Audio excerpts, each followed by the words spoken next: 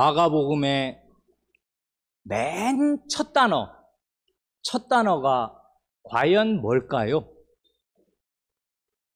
1장 1절에 답이 들어있을 텐데요. 이걸 사지선다형으로 퀴즈를 내는 게 좋으세요? 오지선다형이 좋으세요? 편의상 사지선다형으로 한다면 말입니다. 하나님의 아들 예수 그리스도 복음 시작 요 넷 중에 답이 들어있겠습니다. 오늘은 먼저 마가복음의 첫 단어의 중요성과 무게에 대하여 간단히 말씀드리고 싶습니다. 사람이 책을 쓴다면요, 더욱이 그 책이 온 인류의 구원과 멸망의 길을 제시하는 지극히 중대한 책일 때에는 맨 첫 문장을 무슨 말로 시작할까 하는데 심혈을 기울일 것입니다. 그래, 중요한 책의 첫 문장, 그 중에서도 맨 첫 마디는 의미심장할 수밖에 없습니다. 모세는 구약성경의 첫 번째 책이 되는 창세기의 첫 문장을 태초에 하나님이 천지를 창조하시니라 하는 말로 시작하지 않습니까? 그 맨 첫 마디가 뭐예요? 태초에입니다. 태초는 클태자의 처음초 혹은 시작 초자 아닙니까? 모세는 온 인류와 전 세계가 맨 처음에 어떻게 시작되었는가를 알려주려는 것입니다. 그래, 이 태초에가 창세기의 원래 이름입니다. 모세오경의 책 이름은 지금이야 물론 창세기, 출애굽기, 레위기, 민수기, 신명기 이렇게 부릅니다마는 원래 히브리어 성경에서는 그 모세오경 각 권의 첫 단어를 따서 그 책의 이름으로 삼았습니다. 그렇게 창세기의 히브리 이름은 첫 마디인 태초에, 시작에입니다. 우리말로 하면 태초에, 시작에, 영어로 하면 in the beginning, 히브리 말로 하면 베레시트, 처음에 이 뜻이란 말입니다. 그러니 히브리어를 쓰는 유대인들은 우리와 달리 창세기를 늘 어떻게 부르겠습니까? 태초에, 시작에 라고 부르는 것입니다. 중요한 것은 마가 선생도 바로 그런 유대인이라는 사실입니다. 그런 마가 선생이 자기가 쓰는 이 복음서의 맨 첫 마디를 창세기와 똑같은 단어로, 즉 시작이라는 말로 시작한 것입니다. 이건 참으로 의미심장한 일입니다. 벌써 퀴즈의 답이 나왔네요. 아마도 마가복음은 마태복음보다 먼저 기록되었을 것인데, 그게 사실이라면 신약 성경의 첫 책의 맨 첫 마디도 시작인 것입니다. 여기까지 들으시면 어떤 분들은, 우리 어린 사람들은, 아니 마가복음의 첫 마디는 하나님의 아들 아니야? 이게 다 뭔 소리냐? 할 것입니다. 한글 우리말 번역은 마가복음의 첫 문장이 하나님의 아들 예수 그리스도의 복음의 시작이라, 이렇게 이제 큰 덩어리로 하면 4마디 혹은 5마디이지 않습니까? 그런데 마가 선생이 쓴 원문의 순서대로 하면 이 4마디가 정확히 역순입니다. 그러니 원래의 순서를 따라 그냥 아주 말이 안 되지만 투박하게 직역을 한다면 마가복음은 첫 마디를 이렇게 시작하는 것입니다. 시작입니다. 복음의, 예수 그리스도의, 하나님의 아들인 요 말로. 근데 이건 우리말이 안 되잖아요. 그러니까 우리말이 되게 하려고 맨 뒤부터 수식하는 말을 앞에 붙여서 이렇게 나아가는 것입니다. 이 헬라어나 영어는 우리말과 어순이 다르잖아요. 우리는 뒷말을 이제 이렇게 앞에다가 갖다 붙여야 말이 우리말답게 되는 거니까 이렇게 한 것입니다. 결론은 이것입니다. 구약 성경의 첫 책인 창세기와 신약 성경의 첫 책이라 할 수 있는 마가복음의 첫 마디가 똑같은 단어로 시작한다는 이 의미와 중요성을 이렇게 말씀드리고 싶습니다. 곧 모세가 창세기의 맨 첫 문장으로 하나님께서 열어놓으신 세계와 인류의 고귀한 시작을 알리고자 했다면은 마가복음의 맨 첫 문장으로 예수 그리스도께서 열어놓으신 새로운 세계와 새로운 인류의 귀중한 시작을 알리고자 한 것입니다. 이제까지 마가복음의 맨 첫 마디인 그 시작이라는 말의 무게에 대해서 간단히 말씀드렸습니다. 실은 요한복음도 똑같은 말로 시작합니다. 태초에 말씀이 계시니라. 요한복음은 창세기와 완전히 똑같아요. 태초에 그 시작의 일로 자기의 복음서를 시작한단 말입니다. 신약 성경은 한마디 한마디의 무게가 심오합니다.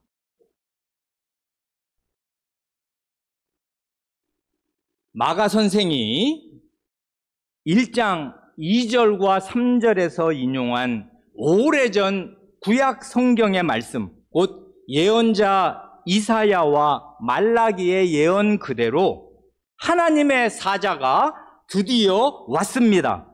그가 곧 세례자 요한입니다. 하나님께서는 아드님을 세상에 보내시기 600~700년 전에 하나님의 사자를 먼저 보내주실 것을 이사야 예언자를 통해 말씀해 주셨습니다. 그리고 예수님 오시기 300~400년 전에 다시금 말라기 예언자를 통해서 그 사실을 확실히 말씀해 주셨습니다. 이 하나님의 약속의 말씀을 따라서 주님의 사자로 세례자 요한이 왔습니다. 하지만 사람은 멀리 내다볼 힘이 없고 마음이 조급하고 조급해서 하나님의 말씀이 실제로 성취되는 것을 10년, 20년도 차마 기다리기가 어렵고 100년, 200년 기다리기는 훨씬 더 어렵습니다. 그러나 하나님의 말씀은 영원하신 하나님의 말씀인 까닭에 하나님께서 정하신 때에 틀림없이 이루어집니다. 하늘이 두 쪽이 나도 이루어집니다. 민수기 23장 19절에 이런 말씀이 있습니다. 하나님은 사람이 아니시니 거짓말을 하지 않으시고 인생이 아니시니 후회가 없으시도다. 어찌 그 말씀하신 바를 실행치 않으시며 하신 말씀을 실행하지 않으시랴 한단 말입니다. 하나님을 믿는다는 것은 곧 하나님의 말씀을 믿는 것 아닙니까? 하나님의 말씀을 믿는다 할 때는 사람이 보기에 하나님의 약속의 성취가 더디고 더디게 보일지라도 그 말씀이 반드시 이루어지고야 말 것을 끝까지 믿는 것입니다. 그래, 믿음은 늘 소망과 함께 가는 것입니다. 믿음과 소망은 늘 함께 붙어 있을 수밖에 없어요. 믿음의 내용이 사실은 소망이란 말입니다. 요한은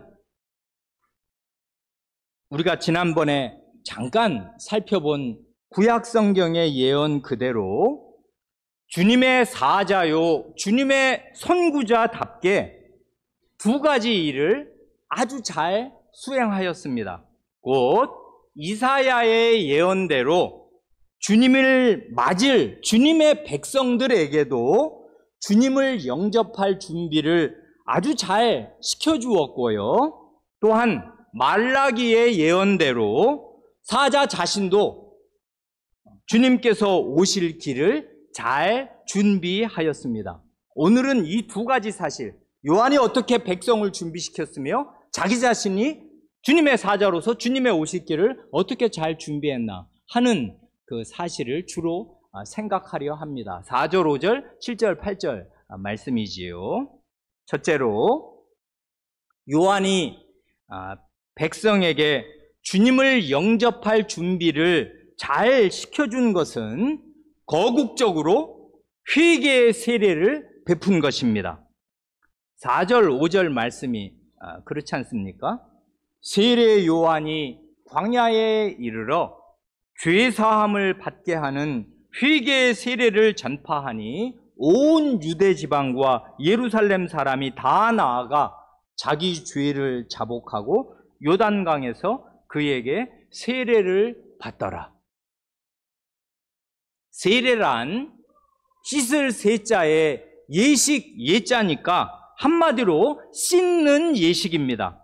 곧 물로 때를 씻듯이 마음과 영혼의 죄를 깨끗이 씻어내는 예식입니다.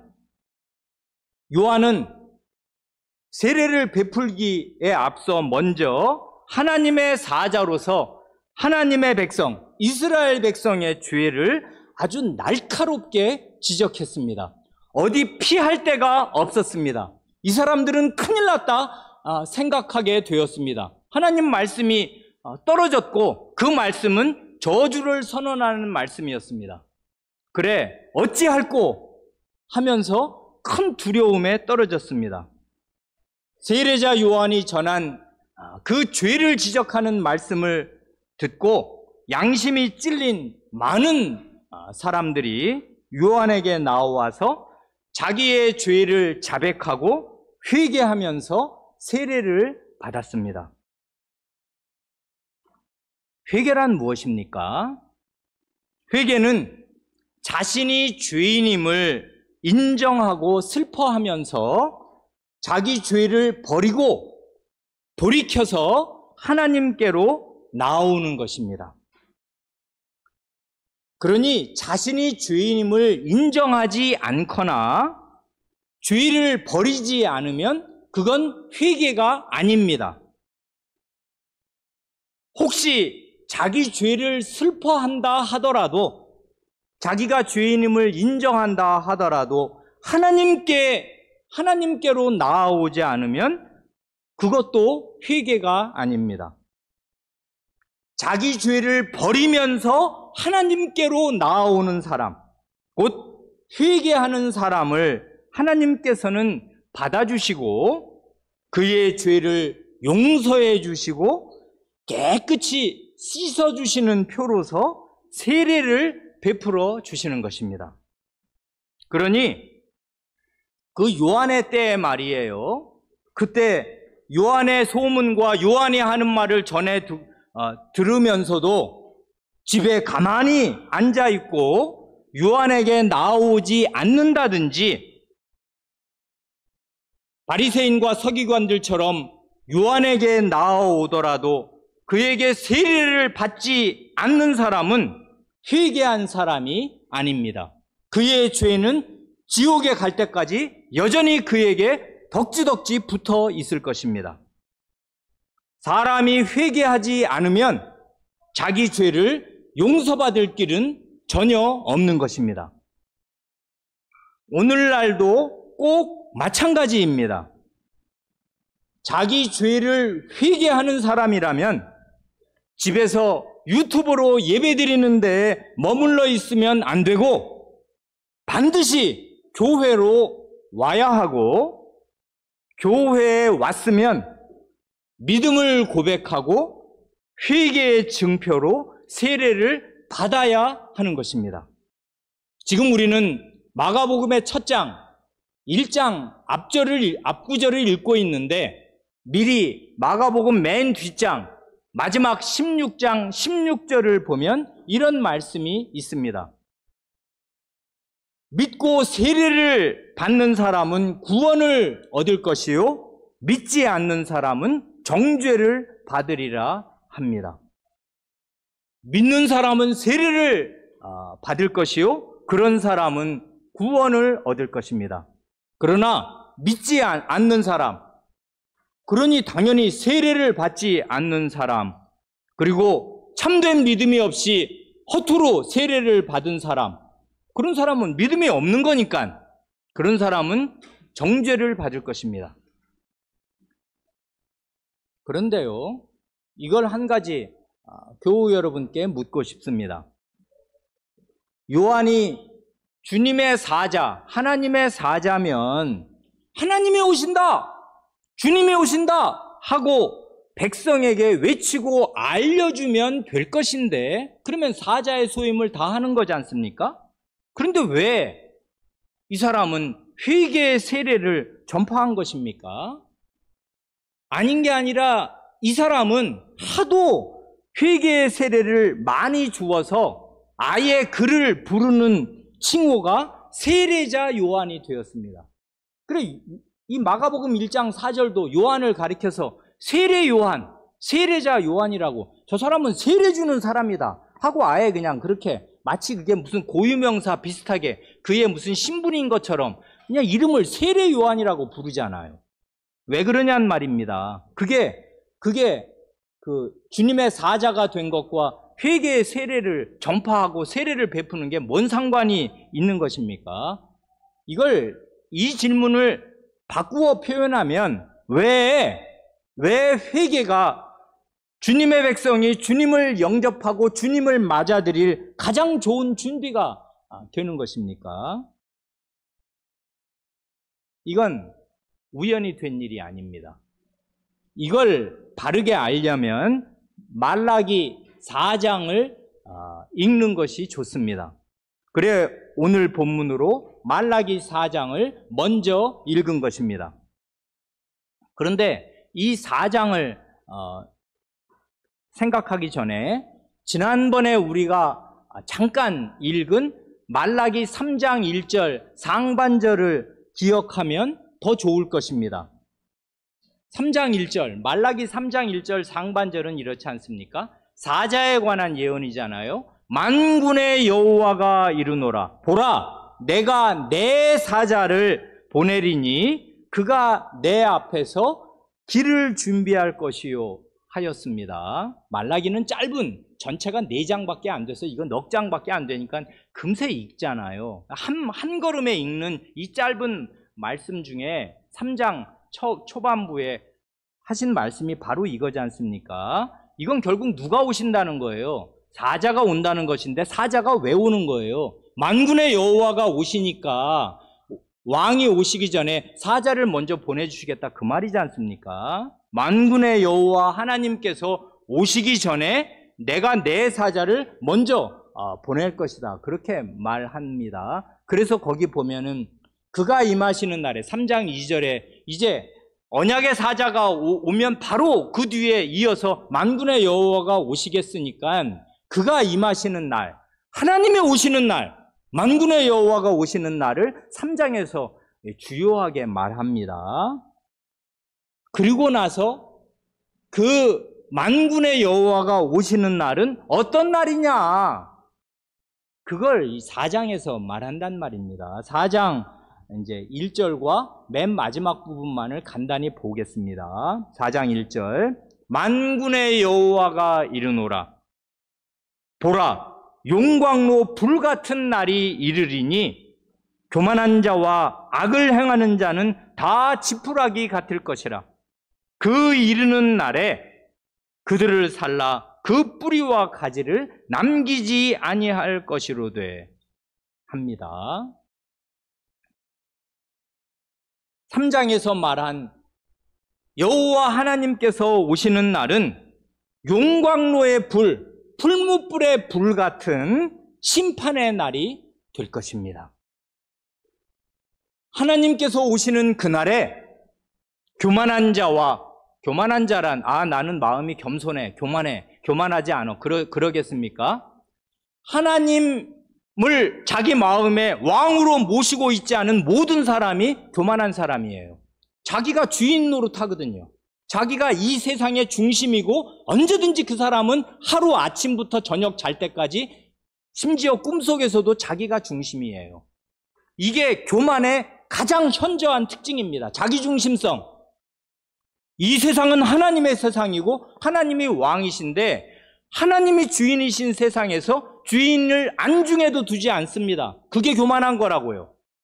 교만은 딴 게 아니라 죄인이 하나님 없이 살고 자기중심적으로 살고 모든 사안과 판단의 기준이 자기 생각, 자기 판단인 거. 이게 교만이에요. 그런 교만한 자는 그가 하는 모든 말, 그가 하는 모든 생각, 모든 행위, 그가 가족을 벌어먹이려고 애쓰는 모든 것이 사실은 악일 뿐이에요. 예전에 한번 전도 설교를 하면서 말씀드렸습니다. 남의 집에 들어가서 냉장고에서 뭘 남의 걸 꺼내다가 요리를 해서 자기 가족 먹이고 친구들을 먹이면 그게 선행이라 하겠냔 말입니다. 도둑질이잖아요, 도둑질. 남의 것을 가지고 하는 것이잖아요. 이 세상에 있는 모든 것 중에 하나님의 것이 아닌 게 어디가 있어요. 그런데 그런 것들을 자기가 마음대로 쓰면서 자기 노력을 기울였다. 그러니 이건 내가 번 돈이다 하겠습니까? 어림도 없는 생각이에요, 그 생각들이. 그러니 교만한 자와 악을 행하는 자는 하나님이 오시면 어떻게 되는가 하면 지푸라기가 될 것입니다. 용광로불, 풀무불에 타 없어질 것입니다.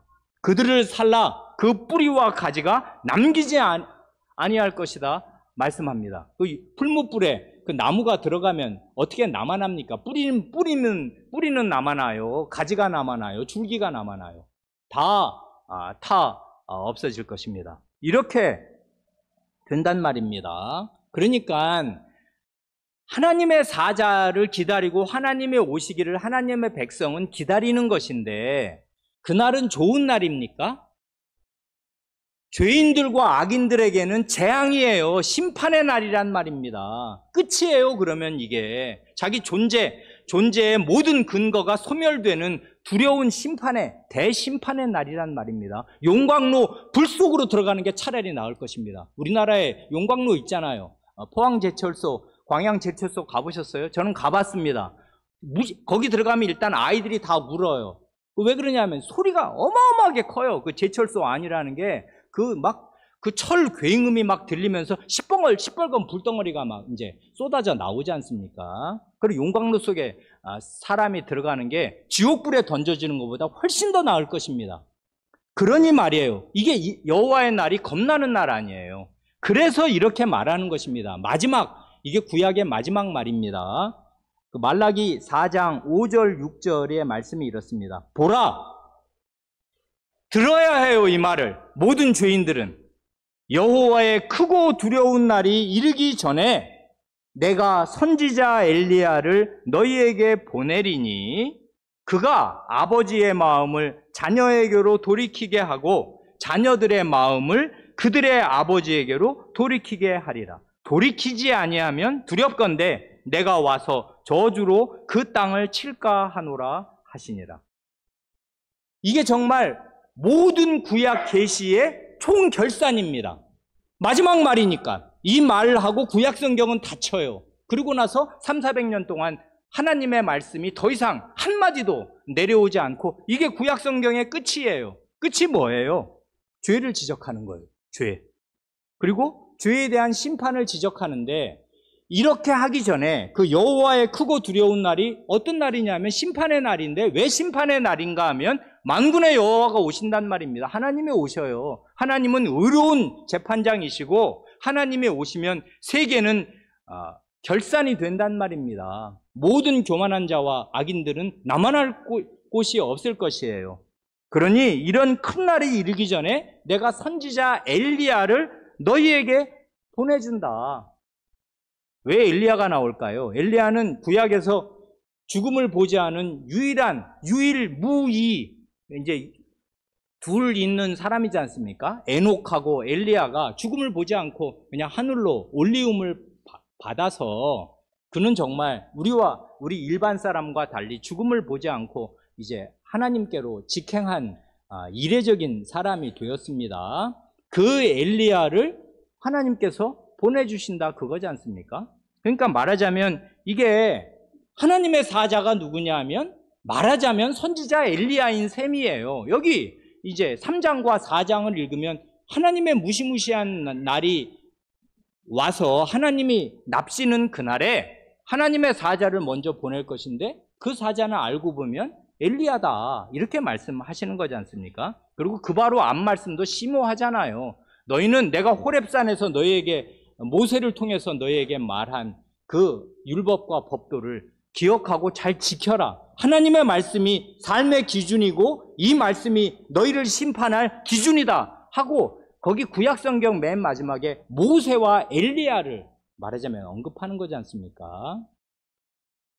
그런데 그런 엘리야가 주님의 사자로 오면 뭐 하는 것입니까? 회개를 시키는 것이에요.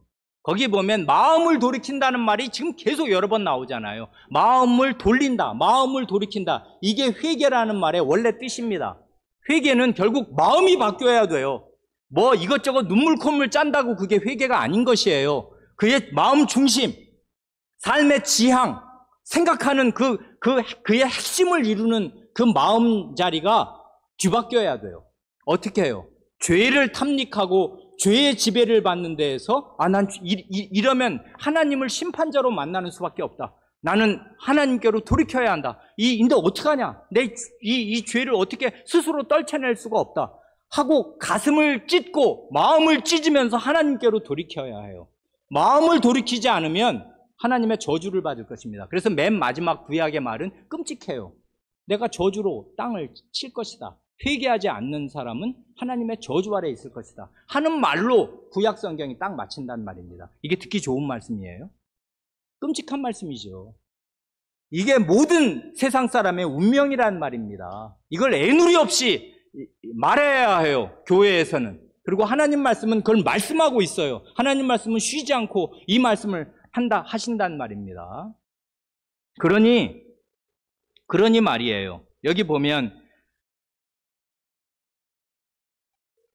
구약의 맨 마지막 그 하나님의 말씀이 뭐냐 하면 한마디로 그냥 하면 회개를 촉구하시는 것입니다. 마음을 근본적으로 하나님께 돌이켜서 너 중심이 아니라 하나님 중심으로 살고 하나님의 말씀, 모세에게 이미 확실히 말씀하신 그 하나님의 말씀이 마음속에 너의 삶의 기준으로 대한민국 헌법과 법률과 교통법규가 아니라 그건 당연히 지켜야 하는 것이지만 그보다 천배 만배 더한 너의 권위로 모세에게 이미 말씀하신 하나님 자신의 말씀이 네 마음속에 삶의 기준으로 딱 있어야지. 그렇게 하고 살아라. 그렇게 안 하는 너의 마음을 돌이켜라. 이런 게 구약 맨 마지막 말씀이란 말입니다. 그러니 회개를 촉구하시는 것이 하나님의 그 말씀인데 이 회개를 위해서 엘리야를 보내실 것이다. 이렇게 말씀하셨단 말입니다. 과연 이 말씀 그대로 세례자 요한이 엘리야와 같은 소명을 받고 와서 회개의 세례를 거국적으로 베푼 것이에요. 그러니까 주님의 사자가 그냥 주님의 사자니까 주님이 오신다 이 말만 하면 자기의 소임을 다하는 게 아니에요. 주님의 사자는 원래 뭐 하는 것인가? 말라기에 딱 쓰여 있단 말입니다. 그러니까 세례자 요한은 말라기서를 읽고 또 읽으면서 자기는 뭘 해야 할 사람인가를 광야에서 준비하고 깨달았을 것임에 틀림이 없어요. 나는 이걸 해야 한다. 이 전 국민에게 우리 온 이스라엘 백성 하나님의 백성에게 이대로 있으면 하나님이 오시면 당신들은 다 망한다. 풀무불 속에 들어가는 게 차라리 낫지 하는 이런 불같은 하나님의 이 회개를 촉구하시는 말씀을 전하지 않을 수 없었고 전하였습니다. 그래서 거기 보면은 오늘 우리가 읽은 본문에 그 요한을 묘사하는 말이 6절입니까? 요한은 낙타 털옷을 입고 허리에 가죽띠를 띠고 메뚜기와 석청을 먹더라 하지 않습니까? 이 엘리야는 털이 많은 사람이고 가죽띠를 띄었어요. 그러니까 이 사람은 그의 그 생김새, 그 다음에 그의 복식, 그 다음에 광야에서 사는 그 범인 같지 않은 그의 삶, 이 모든 것이 엘리야의 성정을 빼닮은 사람입니다. 엘리야는 불같은 사람이었습니다. 아닌 게 아니라 그가 기도해서 그 불이 하늘에서 내려와서 그 바알 선지자들을 막 사르고 그런 것 아닙니까? 그래, 정말 그 엘리야와 같은 그런 소명을 가지고 엘리야 시대와 별반 다를 것이 없고 훨씬 더 악화된 하나님의 백성들 앞에 엘리야처럼 그는 주님의 사자로서 회개의 복음을 전하였습니다. 그래서 주님의 선구자로서 백성들의 마음을 하나님께로 돌이킨 것입니다. 오늘날도 꼭 마찬가지입니다. 모든 사람은 자기 죄를 회개하고 하나님께로 돌이켜야 합니다. 그것이 주님의 구원을 받을 수 있는 가장 좋은 준비입니다. 그래, 요한은 주님의 사자로서 이 회개의 세례를 베풀고 이 죄를 준열하게 책망하는 그런 말씀으로 전국을 들었떠났다 하면서 주님의 사자로서의 자기의 소임을 다하였습니다. 그의 사역은 과연 효력이 있었습니다. 크게 둘째로 요한은 백성에게 주님이 어떤 분이신가를 잘 소개함으로써 또한 주님께서 오실 길을 잘 준비하였습니다. 사자란 주님이 오신다 하는 사람인데 주님이 누구신가를 본인이 잘 알고 그분의 위엄, 그분이 어떤 분인가를 잘 소개를 해야 그게 사자의 임무를 다하는 거지 않습니까? 그래, 그가 사자로서 자기 뒤에 오실 자기 주인을 소개하는 말이 7절, 8절에 나오지 않습니까? 그가 전파하여 이르되, 아까는 회개의 세례를 전파하였고 이제는 다른 내용을 전파합니다. 그가 전파하여 이르되 나보다 능력 많으신 이가 내 뒤에 오시나니 나는 굽혀 그의 신발끈을 풀기도 감당하지 못하겠노라. 나는 너희에게 물로 세례를 베풀었거니와 그는 너희에게 성신으로 세례를 베푸시리라. 이 말의 무게를 마음에 담으시겠습니까? 요한 자신은 하나님의 사자로서 강력한 사람이었고 30대 초반의 나이에 전국의 이름을 떨쳐서 많은 제자와 추종자를 둔 사람이었습니다. 그러나 그는 결코 자기 자신을 높이지 않고 오직 자기가 소개해야 할 그분만, 자기 뒤에 오시는 그분만을 높였습니다. 요한은 자기가 누구인가를 알았고 또한 주님이 누구신가를 제대로 안 사람이었습니다. 주님을 소개하기를 자기보다 능력이 많은 분이라 하는데 어느 정도로 능력이 많으신 분인가를 두 가지로 말하는 것 같습니다. 먼저 요한 자신은 몸을 굽혀 그분의 신발끈을 풀기도 감당하지 못하겠다 합니다. 2000년 전인 그 당시는 노예제 사회였지 않습니까? 주인이 집에 돌아오면 신발을 벗겨드리고 발을 씻겨드리는 일은 노예 중에서도 가장 하급 노예가 하는 일이었습니다. 다 아시는 대로 팔레스타인은 거기에 다 먼지가 많은, 지금처럼 포장도로가 없는 데잖아요. 땅바닥, 흙바닥이란 말입니다. 그리고 그 사람들은 대개 샌들을 신고 다녔어요. 요즘 같은 샌들 말입니다. 그러니 밖에 한번 갔다 오고 나면 발이 그냥 발가락 사이사이에 다 흙먼지 꼬질꼬질하게 다 끼고 발이 더러우니까 그대로 집에 들어가기는 어렵습니다. 그래, 출타하고 나서 집에 들어오면 높은 주인 같으면 하급 하인이 와서 신발 벗겨드리고 발을 깨끗하게 씻겨드리는 것입니다. 그래서 주님이 나중에 돌아가시던 날 밤에 그 제자들의 발을 씻겨주신 게 그게 의미심장하고 가슴 뭉클하고 너무나 황송한 일 아니겠습니까? 주님이 제자들의 하급 노예로 자처하신 것 아니에요. 그런데 요한은 지금 그걸 얘기하는 거지 않습니까? 요한은 자신과 주님을 비교한다면은 자기는 주님의 가장 말단의 노예 노릇도 못할 그런 존재라고, 나는 그런 주제도 못 된다고 그렇게 말한 거지 않습니까? 그러니 이 전국에 유명하게 된 이 30대 초반의 이 사람이 이렇게 주님을 높이면 주님은 과연 어떤 분이시며 얼마나 높으신 분이냔 말입니다. 이게 실감이 안 났을 거예요. 아시는 대로 주님은 육신으로는 요한의 사촌 동생이지 않습니까? 그게 친척이에요. 요한의 그 사가랴 엘리사벳 부부하고 예수님의 모친 마리아하고 친척이라 6개월 뒤에 예수님이 태어나서 예수님도 지금 30대 청년인 것이고 요한도 30대 초반의 청년인 것인데, 그런데 뭘 자기 사촌 동생 뻘밖에 안 되는 자기 뒤에 오는 그 사촌 동생이 자기가 그 밑에 그 하급 노예도 자기는 될 주제가 못 되는 그런 높은 분이라고 지금 얘기를 한단 말입니다. 이게 사실이에요. 이게 사실이고 주님을 이 사람이 제대로 안 것입니다. 근데 그 당시에 그렇게 알기가 쉬워요?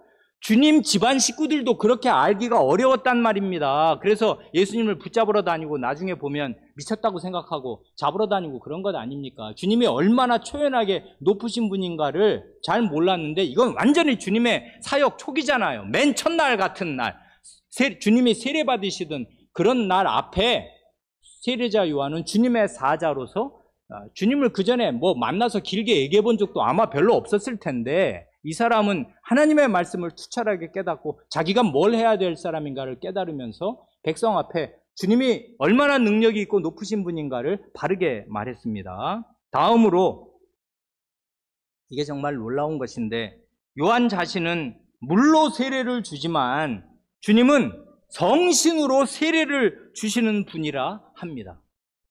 이 말을 담을 수가 있어요, 우리 마음에? 성신은 하나님의 신이신데 도대체 주님이 어떤 분이시기에 하나님의 신이신 분을 사람에게 주신단 말입니까? 주님 자신이 하나님이 아니시라면 어떻게 세례자 요한이 사람들에게 세례의 물을 붓듯이 사람들에게 하나님의 신이신 성신을 부어주실 수가 있냔 말입니다. 이건 생각하고 또 생각하지 않으면 그냥 쓱 읽고 지나가면 이 말을 1000분의 1, 10,000분의 1도 깨닫거나 이해하지 못한 것일 것입니다. 성신으로 세례를 주신다는 말이 무슨 뜻인가? 그럼 그분과 성신의 관계는 뭐며 그분은 누군가? 이 말을 이게 요한이 미친 사람이 아닌 다음에야 자기 뒤에 있는 그 30살 청년을 가리켜서 하나님의 신이신 분을 너희들에게 부어주실 분이다라고 말을 하면 지금 그분은 예수님을 어떤 분으로 알고 있냐 이 말입니다. 주님이 성신으로 세례를 주시는 분이라 한 이 요한의 말은 마가복음 1장 1절에서 마가가 예수 그리스도를 가리켜 하나님의 아들, 그분은 하나님의 아들이시다 하고 선언하고 시작한 그 선언에 아주 확실하고 분명한 증거가 될 것입니다. 하나님의 아들, 곧 하나님과 동등하신 분이어야 하나님의 신을 사람에게 주든지 말든지 하실 것입니다. 그러니까 이건 보통 일이 아니라고요. 그러니까 이분은 지금 이 요한은 자기가 백성에게 세례를 주고 있다는 사실을 전국에 모르는 사람이 누가 있겠습니까? 그때는 소문이 그냥 입에서 입으로 짜르르 퍼지는 시대니까 이 소문이 전국에 뜨르르하게 다 나서 요한이 이게 요단강에서 물로 세례를 주고 사람들이 구름같이 몰려가서 이제 회개하고 세례를 받는다 하는 그런 시대에 자기가 물러주는 물 세례와 자기 뒤에 오시는 주님께서 주실 성신의 세례, 성신을 부어주시는 그런 세례를 비교한단 말입니다. 그러니 자기는 아무것도 아니에요. 이게 아무것도 아닌 일이 아닙니다. 사실은 이게 굉장히 중요한 일이죠. 회개의 세례를 베풀어야 주님을 이제 회개한 죄인으로서 가슴을 치면서 구원하시는 구원자를 맞이할 것이지만, 이런 물 세례에 비해서 그 세례의 실체가 되는 성신 하나님을 부어주시는 그런 분과 자기는 어떻게 이건 비교하려야 비교 자체가 불가능하다 하는 얘기를 함으로써 예수님이 누구신가, 하나님의 아들이 누구신가를 너무나 잘 소개하였단 말입니다. 그러니 그는 자기 사자로서의 자기의 임무를 아주 완벽하게 100점으로 한 것입니다. 이제까지 드린 모든 말씀을 한마디로 정리하겠습니다. 하나님의 사자로서 세례자 요한이 전한 메시지는 한마디로 회개와 믿음입니다. 4, 5절의 핵심은 회개하라, 그것이고 7, 8절의 핵심은 결국 이 크신 주님을 믿고 의지하라, 그래야 산다, 그래야 구원을 받는다, 그거 아니에요. 그런데 그날만 그런 것이 아니고 아담의 타락 이후로 주님 다시 오시는 그날까지 온 인류의 역사 가운데 하나님께서 사람에게 요구하시는 것은 언제나 회개와 믿음, 그것입니다. 안 믿는 불신자에게도 회개와 믿음을 요구하시고 그래야 구원을 받을 것입니다. 그리고 이미 믿은 신자에게도 언제나 더 깊이 자기 죄를 회개하고 오직 주님을 참되게 의지할 것을 요구하십니다. 그렇게 회개와 믿음은 신자의 평생의 과제가 됩니다. 이게 그냥 옛날에 나 숙제 다 했어, 이제 놀아도 돼, 그게 아니란 말입니다. 날마다 회개하는 일생이 되어야 마땅해요. 왜냐하면 죄는 깊어요. 오죽하면 아드님의 목숨이 끊어져야 그 죄가 해결되는데 죄의 깊이가 어디까지 닿아 있냔 말입니다. 지옥 끝까지 닿아 있을 것입니다. 그러니 우리는 참되게 죄의 무서움, 죄의 끔찍함을 더 날이 갈수록 절실하게 느끼고 그 죄에서 돌이켜야 하고, 그러니 아무 방법이 없이 주님을 참되게 의지해야 해요. 어제보다 오늘이 더 나은 태도로 죄를 인식하고 주님을 더 진실하게 의지해야 마땅해요. 회개와 믿음, 결국 4, 5절과 7, 8절을 요약하면 그것입니다. 자기 죄를 회개하고 주님을 참되게 의지하고 믿을 것. 그래, 이 회개와 믿음, 그게 요한의 메시지였고, 사실은 주님 자신의 메시지가 요한의 메시지와 다를 것이 없어요. 다만 실체로서 나를 믿어라 하고 주님께서는 말씀하실 수 있었을 그 차이가 있을 뿐이지, 메시지의 본질은, 성경 메시지의 본질은 언제나 회개와 믿음, 바로 그것입니다. 말씀을 마치기 전에 지난 주일에 성찬 강설에서 한마디 바로잡을 것이 있습니다. 성찬 강설이 모두 40분 남짓 되었는데 그 가운데 그 22분 14초, 15초 그 지점에서 제가 이런 말을 잘못하였습니다.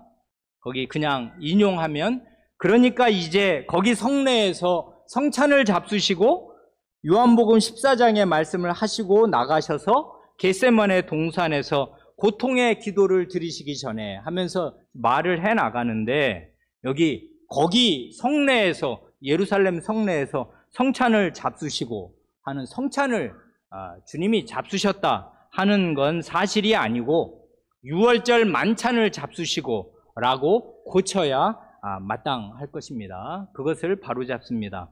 왜냐하면 성찬은 주님 자신의 몸과 피를 상징하는 것이니까요. 처음 성찬을 제정하실 때 주님 자신은 성찬의 빵과 포도주를 드시지 않고 떼어 주시면서 너희끼리 갖다 나누라, 이 잔을 받으라 하신 것이지, 주님은 자기의 몸과 피를 뜻하는 그 성찬의 빵과 포도주를 드시지 않잖아요.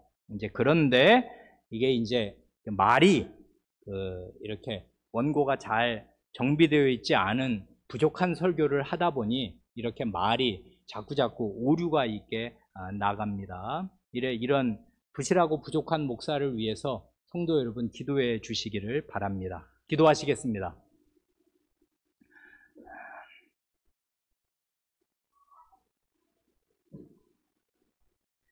하나님 아버지, 구약시대에 하나님께서 이 세상을 그토록 하나님 자신의 그 지고지선의 그 눈빛으로 보실 때에도 모든 것이 보시기에 좋을 만큼 아름답고 지극히 선하게, 죄라고는 하나가 없고 오염과 부패라고는 하나도 없는 아름다운 그런 모습으로 이 세상을 지으시고 사람을 그렇게 온전한 상태로 잘 아름답고 선하게 지어 놓으신 것을 창세기의 맨 처음 시작이 너무나 아름답게 잘 보여주지만은 그것은 창세기 1장, 2장으로 그치고 그 뒤에 죄가 이 세상에 들어오고 난 뒤부터는 세상이 사람 살 곳이 못 되게 되고,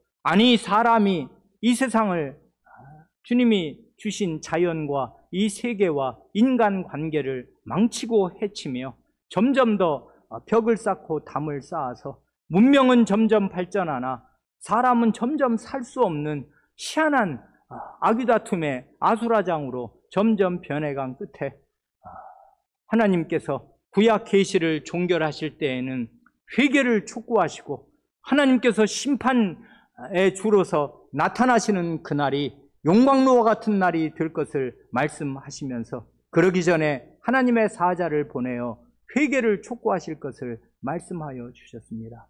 그 말씀 그대로 세례자 요한이 하나님의 사자요 주님의 사자로 와서 힘있게 백성의 죄를 지적하고 그 마음 양심을 뒤흔들어 참되게 회개하게 하여 회개의 세례를 베풀어 싸우며 동시에 자기 뒤에 오시는 여호와 하나님과 완전히 동등하신 그분, 구원을 가져오실 구주 예수 그리스도께서 얼마나 이루 헤아릴 수 없이 높으신 분인가를 이렇게 분명한 말로 말씀하여 증거하여 싸우니 그는 자기 소임을 과연 다한 줄을 믿습니다. 주님, 저희는 그런데 세례자 요한보다 훨씬 더 나은 상태에 있는 그리스도인들이 아니옵니까? 그리스도와 일체를 이루고 그리스도 자신과 분리될 수 없는 그리스도의 몸에 분신둘러서 그리스도를 나타내고 살며 그리스도가 얼마나 높으신 분인가를 저희의 말과 생각과 마음, 행위로 다 드러내고 살아야 할 그리스도인들이 아니옵니까?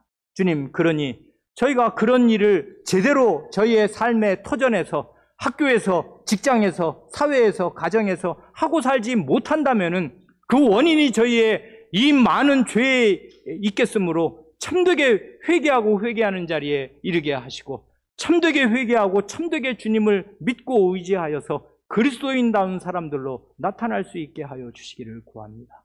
저희의 일생과 저희의 하루하루가 참되게 회개하고 그러니 더욱 주님을 참되게 믿고 신뢰하여 주님께 저희 자신을 온전히 의탁하는 하루하루가 될 수 있게 하여 주시옵소서.